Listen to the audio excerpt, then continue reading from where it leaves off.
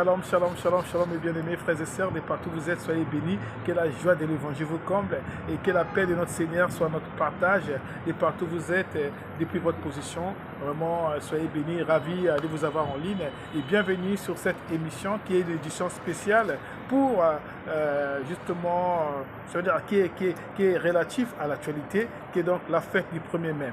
Frères et sœurs, nous sommes en train de célébrer la fête du 1er mai. Alors pour tous les travailleurs, je vous salue et je vous souhaite bonne fête partout. Donc je vois mon sup qui est mon responsable, Yannick, je te souhaite bonne fête. Aussi Alpha, je vous souhaite bonne fête. Donc bonne fête des travailleurs de là où vous êtes, depuis votre position de partout dans le monde. Je vous souhaite bonne fête. Bonne fête des travailleurs. Alors voilà pourquoi aujourd'hui nous avons un thème qui sera donc un moment qui fera donc l'objet de notre méditation et de notre réflexion sur ce qui concerne les travail. Et ça, c'est vraiment un thème qui est très très capital pour, je vais dire, les chrétiens, parce que ça fait partie de ce qu'on appelle l'ergothéologie. L'ergothéologie veut dire le travail extra-pastoral. Donc ça veut dire que, hormis du service sacerdotal, ceux qui sont appelés au Saint-Ministère, ils peuvent aussi exercer un travail qui est un travail, je veux dire, lucratif, en plus de ce qu'ils ont comme vocation. Ce qu'on appelle le travail extra-pastoral, autrement dit l'ergothéologie. Donc nous allons parler sur l'importance du travail. Bien aimé, comme convenu, les thèmes que le Seigneur nous a donnés aujourd'hui, qui fait partie de notre méditation, c'est donc travailler pour Dieu. Frères et sœurs, travailler pour Dieu, c'est ça les thèmes que nous sommes en train de développer aujourd'hui. Que le Seigneur vous bénisse. Je vous invite à la prière. Seigneur, nous te disons merci pour ta grâce et pour ces moments bénis que nous accordes encore, Seigneur, pour pouvoir être édifiés par ta parole, Seigneur, être fortifiés par ta parole, Seigneur, être bénis par ta parole. Seigneur, tu as dit, oui, vous avez été sanctifiés par la parole que vous avez reçue. Seigneur, tu as dit, oh Seigneur, sanctifie-nous encore, Seigneur, pour ces moments, notre Dieu, car ta parole est vérité. Et nous recommandons ces moments en tes mains. Au nom de Jésus-Christ, nous disons merci. Alléluia. Reçois la gloire qui te revient. Bénis ton serviteur que tu as mandaté. Bénis les fidèles au notre Dieu qui sont des croyants de partout, que tu as disposé pour recevoir cette bénédiction au nom de Jésus. Amen. Alors, donc aujourd'hui, nous sommes en train de développer un thème, comme je viens de le dire, qui est intitulé « Le travail pour Dieu ». Alors, les tests nous avons au moins quelques tests qui font l'objet de notre méditation. Colossiens chapitre 3, les versets 23 à 24. Nous avons Genèse chapitre 2, le verset 2. Et nous avons aussi Genèse chapitre 2, le verset 15. Nous avons 1 Corinthiens chapitre 15, le verset 58. Et nous avons Exode chapitre 35, le verset 2. Nous avons Lévitique chapitre 23, le verset 3. Alors, l'objectif, c'est quoi? L'objectif, c'est de montrer que tout travail honnête donne gloire à Dieu. Ça veut dire, pour que celui qui travaille, nous devons reconnaître que le travail honnête devient pour nous un culte. Quand nous travaillons, nous rendons un culte à Dieu, un culte que nous rendons au Seigneur. Et quand nous le faisons, frères et sœurs, dans la logique, alors nous rendons gloire au Seigneur. Quand nous sommes en train de pouvoir entreprendre, nous sommes en train de travailler. Donc je répète, le but c'est justement savoir que quand nous travaillons, nous rendons gloire à Dieu, frères et sœurs. Pourquoi? Tout simplement parce que nous devons reconnaître que le travail fait partie ça fait partie de la volonté de Dieu. Quand nous travaillons, nous sommes dans la volonté de Dieu, frères et sœurs.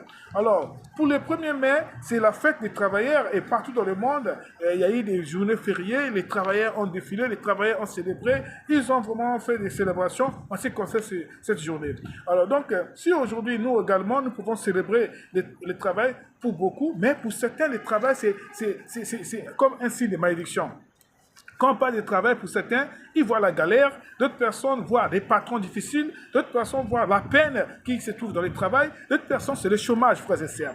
Normalement, une personne qui est censée être bien éduquée sur le plan scolaire, parental, les parents qui envoient à l'école, et l'école qui éduque, normalement doit avoir droit à un diplôme qui doit lui donner l'accès au travail. Et le travail, c'est pour être indépendant, parce qu'on dit que le travail assure l'indépendance, et le travail aussi assure la gloire. C'est pour donner la dignité à la personne humaine, frères et sœurs. Mais cependant, nous voyons que pour certaines personnes, le travail, c'est une source de malheur. Quand on parle de travail, on voit la galère. Quand on prend du travail, quand on parle de travail, on voit vraiment un salaire qui est pourtant un salaire malheureux. D'autres personnes n'ont pas de salaire. Et ce qui fait de telle sorte que le travail devient un problème, frères et sœurs. Mais cependant, quelle est la perception des chrétiens pour ce qui concerne le travail? Donc, nous allons voir que Dans la Bible nous fait savoir que le travail existe avant même la chute. Le travail n'est pas la conséquence de la chute, mais le travail est plutôt la volonté parfaite et suprême de Dieu, frères et sœurs.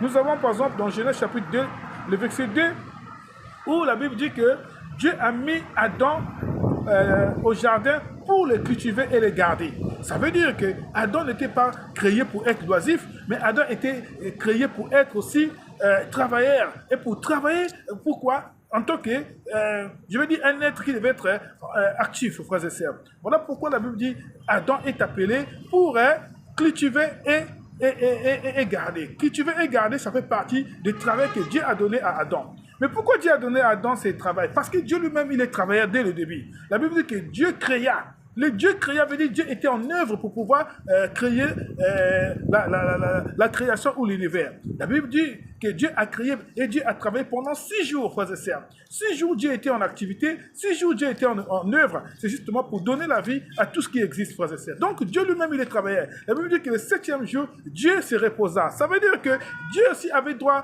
et rassurez-vous, pour les théologiens, c'est un langage anthropologique. Ça veut dire, Dieu se met de notre côté et il essaie de nous exprimer, donner un exemple ou donner une, comment dirais-je, donner une leçon, mais à notre langage. Quel est ce langage? C'est un langage qui est adapté à notre réalité en tant que des hommes qu'il a créés dans un univers spécifique, frères et sœurs. Donc, nous allons voir que la vérité centrale est que ton travail n'est pas d'abord pour toi, ni pour ton patron, ni pour quoi que ce soit, mais ton travail, c'est pour Dieu. Donc, si tu travailles, frères et sœurs, c'est parce que Dieu veut que tu sois un être actif, frères et sœurs. Donc, nous sommes appelés à travailler parce que c'est la volonté de Dieu. Et Dieu dit dans Exode chapitre 35, le verset 2, il donne les instructions aux enfants d'Israël, et voilà pour tout le monde. Il dit que tu travailleras pendant 6 jours, et le 7e jour, tu le consacreras pour l'éternel. Ça veut dire, celui qui est censé respecter les 10 commandements ou respecter les commandements de Dieu, il est censé, frères et sœurs, travailler pendant 6 jours. Il ne peut pas être oisif pendant toute une semaine. Et le 7e jour, pour nous les chrétiens, nous l'avons considéré comme le jour de la résurrection, c'est le jour de dimanche. Mais pour certains, frères et sœurs, c'est justement les jours de samedi, d'autres c'est vendredi, mais au moins un jour pour le repos. Mais les restes des jours, frères et sœurs, peu importe le nombre de jours dans la semaine, au moins un jour, c'est pour que tu puisses te reposer. Sinon, le reste des jours, tu dois être en activité, frères et sœurs. Donc voilà, nous allons nous poser une question, frères et sœurs. Comment transformer un lundi matin à un acte d'adoration? Frères et sœurs, vous devez savoir que tout ce qui existe, tout ce qui existe et qui fait la volonté de Dieu, eh bien, ils sont en train de rendre un culte à Dieu. Ça veut dire que tout ce qui existe, qui font la volonté de Dieu, ils font la gloire de Dieu. S'ils font la gloire de Dieu, ça veut dire qu'ils rendent une adoration à Dieu.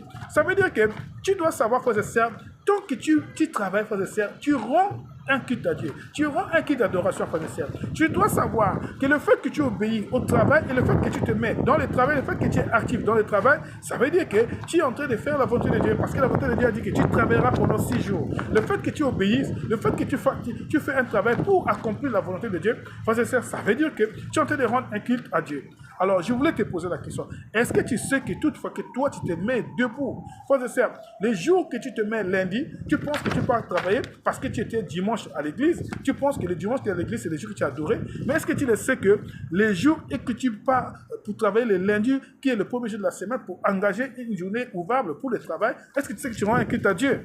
C'est ce que je voulais te poser la question. Est-ce que tu le sais? Si tu ne le sais pas, rassure-toi, frères et sœurs, parce qu'il y a d'autres personnes, frères et sœurs, ils dorment toute la semaine, et après, le dimanche, il va partir à l'église.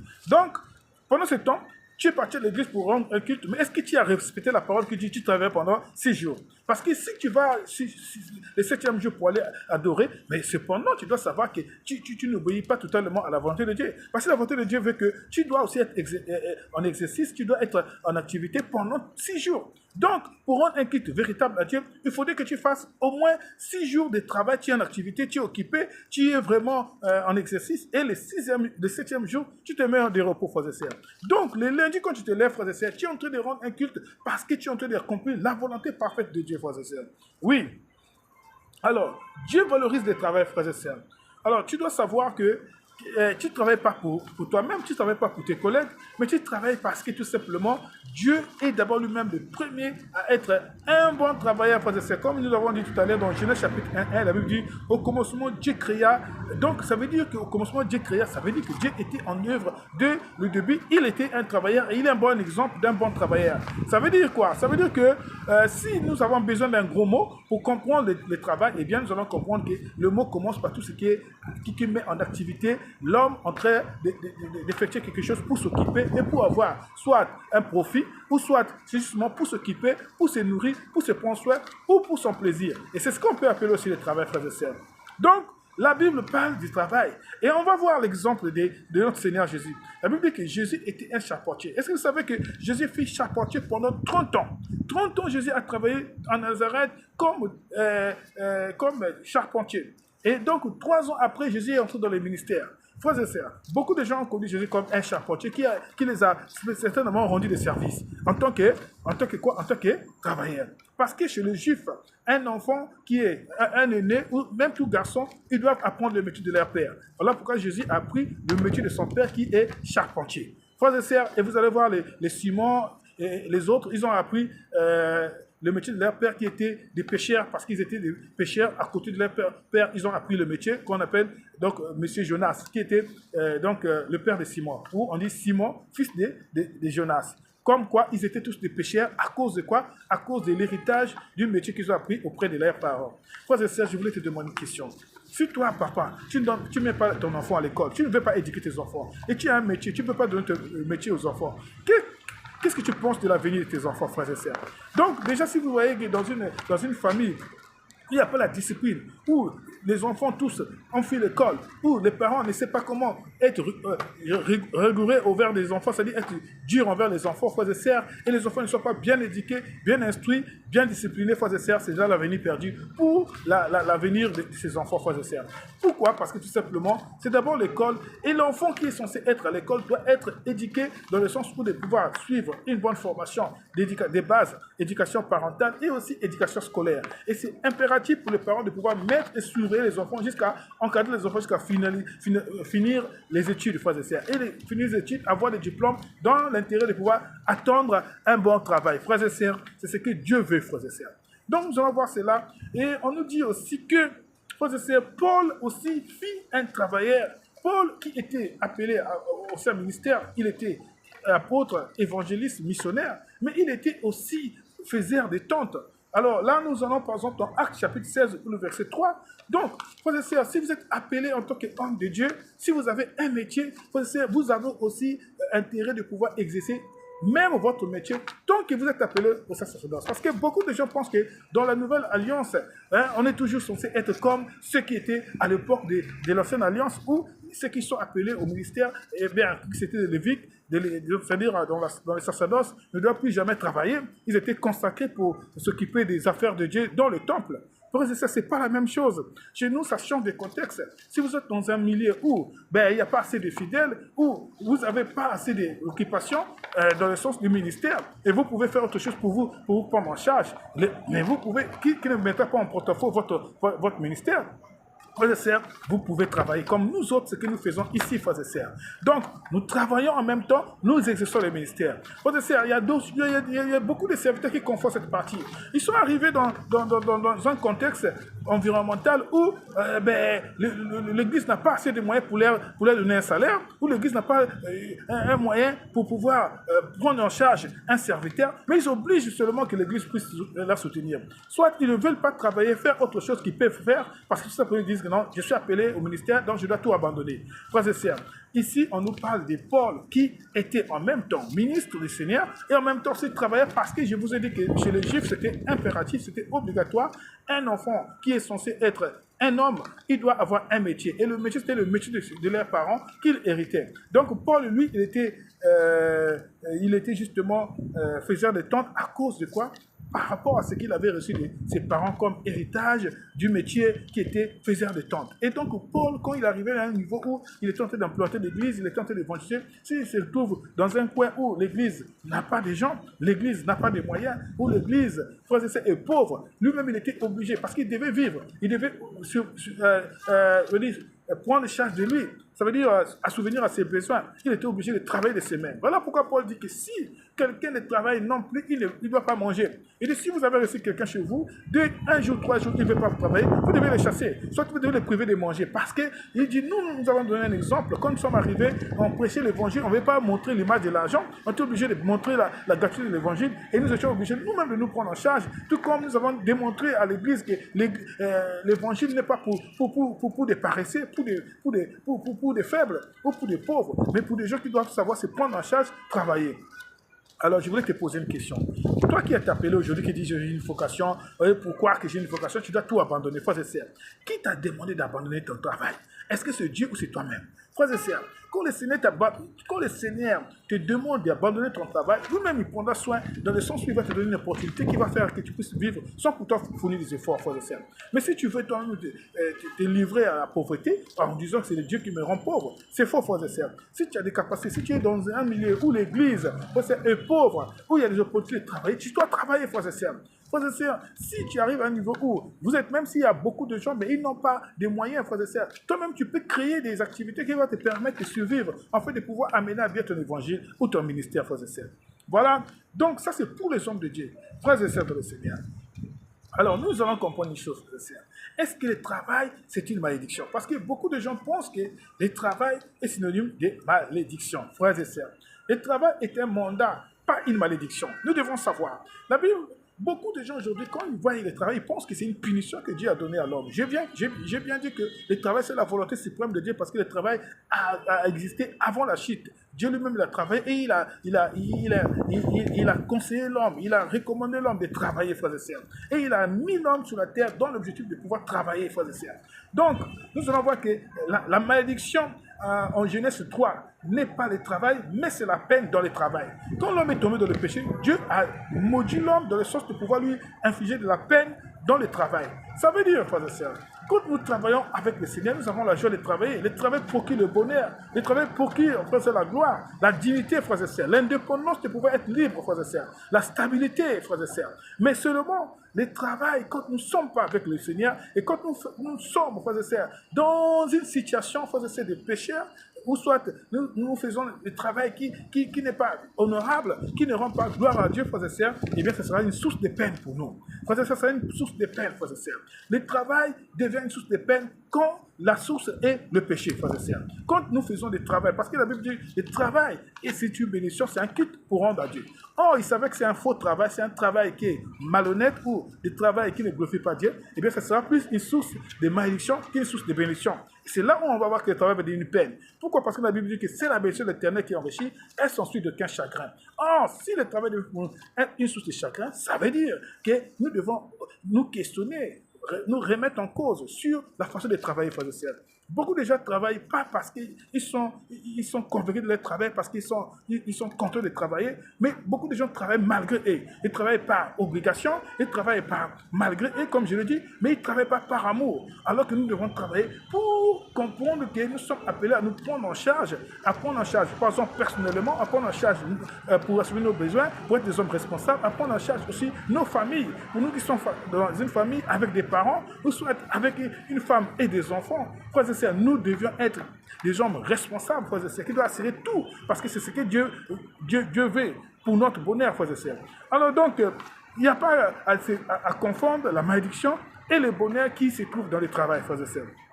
Oui, la Bible dit que l'homme mangera la sueur de son front. Sueur de son front, ça veut dire que tu dois souffrir, tu dois te mettre debout, tu dois te donner, tu dois mouiller les mains, tu dois t'appliquer pour pouvoir avoir à réussir. Mais cependant, frères et sœurs, ce n'est pas forcément un sujet de malédiction, mais c'est plutôt quand la source est un sujet de malédiction. Le travail n'est pas forcément la peine, frères et sœurs. Que Dieu vous bénisse. Alléluia.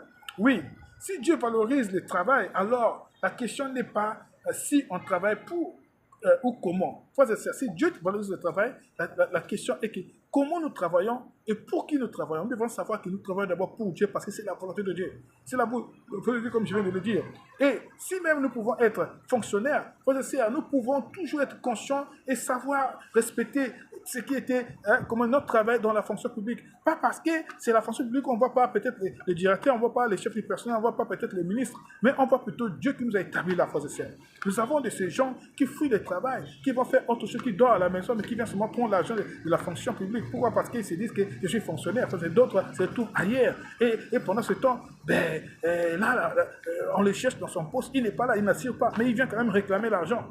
C'est comme si on veut blaguer avec Dieu. Mais alors que d'abord c'est Dieu. Avant de comprendre que nous devons mériter. Et tout ce qu'on dit que l'homme majeur à scière, ça veut dire que tu dois mériter ce que tu travailles, frère et sœur. D'autres personnes, ils sont au travail, mais ils sont là pour voler. Au lieu de pouvoir, ils sont là pour tricher. Au lieu de pouvoir travailler honnêtement, frères et sœurs. Ils sont là pour, frères et sœurs, les malédictions qui suivent dans ces choses-là, c'est parce que nous ne comprenons pas que dès que nous travaillons, nous rendons un culte, frères et sœurs. Donc, nous ne sommes pas là, frères et sœurs, pour regarder au patron. Nous ne sommes pas là pour regarder au salaire. Mais nous sommes là, frères et sœurs, pour vivre dans la mesure du contentement et de pouvoir savoir que nous devons être utiles et actifs pour la gloire de Dieu, parce que Dieu veut que nous travaillions. Voilà un peu ce que nous pouvons vous dire pour le travail. Frères et sœurs, travaillons pour respecter d'abord le travail que Dieu nous a donné, peu importe. D'autres sont là pour sous-estimer le travail qu'ils ont reçu. Frères et sœurs, ça peut arriver que ce que tu fais aujourd'hui, ce n'est pas ce que tu pensais faire. Peut-être qu'à cause de la conjoncture du pays, donc tu te retrouves à faire un travail qui n'a rien à voir avec ton diplôme, qui n'a rien à voir avec ton niveau, qui n'a rien à voir avec ta formation. Mais ce que je vais te dire, frères et sœurs, rassure-toi, peu importe le travail que tu veux faire, fais-le avec amour, fais-le avec joie. Rassure-toi, c'est pour rendre gloire à Dieu, frères et sœurs. Il n'y a pas seulement ceux qui sont, frères et sœurs, formés dans un domaine spécifique ou qui ont des diplômes donnés, qui doivent réussir forcément dans leur domaine. Mais à n'importe quel niveau où Dieu peut te permettre, ce que tu peux faire, fais-le, frères et sœurs. Aussi, adapte-toi à ce que tu peux faire pour que tu te retrouves avec, les profits qu'il faut. Ça veut dire les revenus qu'il faut, qui peuvent te permettre d'avoir un salaire, frères et sœurs. Donc, tu fais un métier libéral, tu es dans les affaires, tu es entrepreneur, frères et sœurs, tu es dans les secteurs, comme je dis, informels ou formels, peu importe, dans le domaine où tu évolues, frères et sœurs, tu dois savoir que tu es appelé à travailler, à être actif, et aussi, frères et sœurs, à rendre gloire à Dieu dans ce que tu fais, honnêtement parlant, pour justement recevoir de la part de Dieu la bénédiction, parce que tu es en activité avec Dieu. Dieu a mis l'homme pour que l'homme soit actif. Que Dieu te bénisse, alléluia. Que Dieu nous bénisse, alléluia. Alors, nous sommes arrivés à la fin. Je vais te poser une question. Qu'est-ce que tu fais dans la vie en ce moment? Tu fais quelle activité, frères et sœurs? Même si tu fais l'activité des servantes, même si tu fais l'activité, frères et sœurs, peu importe l'activité. Regardez ce que Jésus faisait. Il était un charpentier, frères et sœurs. Il était aussi donc une classe modeste, frères et sœurs. Mais au moins, il était en activité. La Bible dit que c'est lui qui prenait soin de Marie, sa maman, et ses frères et sœurs, frères et sœurs. Pourquoi? Parce que c'était un travail. Donc, nous allons demander à tous ceux-là qui sont en train de me suivre en ce moment, si vous êtes chrétien et vous négligez le travail, frères et sœurs, si vous absentez tout votre travail, vous n'êtes pas ponctuel dans le travail, vous n'êtes pas assidu dans le travail, vous êtes négligent dans le travail, vous êtes en train de pouvoir, justement, vous êtes en train de pécher et vous n'êtes pas dans la volonté de Dieu. Frères et sœurs, travaillons et méritons de travail honnêtement, frères et sœurs. Si vous trichez et vous êtes là en train de tricher pour justement recevoir quelque chose, faites attention. Que Dieu vous bénisse, que Dieu vous bénisse, que Dieu vous bénisse. Nous sommes à la fin, alors nous allons prier pour clôturer. Seigneur, nous te disons merci. Nous te disons merci pour ta grâce. Merci Seigneur pour ces moments que tu nous as donnés. Oh Seigneur, nous te demandons pardon toutefois que nous n'avons pas compris, que nous avons péché, que nous n'avons pas honoré le travail. Nous ne savons pas qu'en travaillant, c'était ta volonté parfaite et c'était pour t'adorer, c'était pour te rendre quitte. Maintenant Seigneur, aide-nous Seigneur. Il y a de ceux qui sont découragés, il y a de ceux qui sont chômeurs, et de ceux qui sont Seigneur dépassés à cause des dettes, qui sont de travail malheureux. Seigneur, apporte le bonheur à tous ceux-là qui prient et qui pleurent en ce moment. Et bénis ceux-là qui sont en train de prospérer et qui sont vraiment sur notre travail, qui sont impliqués. Seigneur, bénis notre travail, que nous respectons le travail qui est ta volonté. Au nom de Jésus, nous avons ainsi prié. Amen.